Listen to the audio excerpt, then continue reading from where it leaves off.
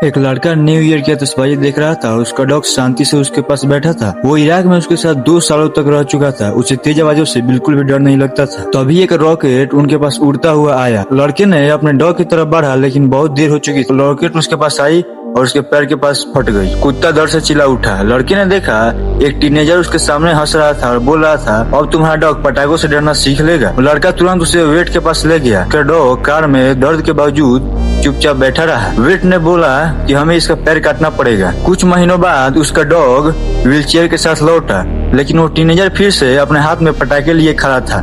अगले 2 हफ्तों तक वे जब भी अपने घर से बाहर निकलते वे तुरंत पटाखे जला देता। अब उसका डॉग सच में बहुत डरने लगा था। जो चीज उसे इराक में इतने दिन तक नहीं डरा पाई, वो आज उसे पूरी तरह झकझोर कर रख दी थी। एक दिन उसने देखा कि वो टीनेजर फिर से अपने घर में पटाखे लेकर जा रहा था। उसने तुरंत अपने दोस्त को कॉल कर दिया। वो एक बम डिफ्यूजर था और वो उसके साथ इराक में सर्वे भी कर चुका था।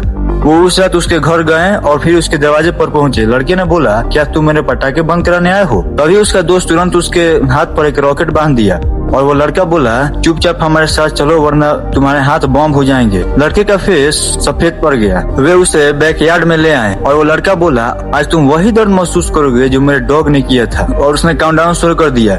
तभी लड़का रोने लगा और बोला, मुझे माफ कर दीजिए। और डर के मारे उसके पैंट भी गीले हो गए। उसका डॉग पूंछ हिलाने लगा। काउंटडाउन खत्म हुआ। उसने बटन दबाया लेकिन कुछ भी नहीं हुआ। वो उसके पास गया और बोला, मैं इतना गिरा हुआ नहीं हूँ कि तुम्हारे हाथ सच में उड़ा दूं। इस बार मैं तुम्हें छोड़ रहा हूँ, लेकिन अगली बार अगर तुमने पटाखे जलाए तो उस बार मैं तुम्हें माफ नहीं करूंगा। लड़का लगातार सीख लेता रहा। उस दिन के बाद से उसके पटाखे की सारी आतंकवादी पूरी तरीके से खत्म हो गई।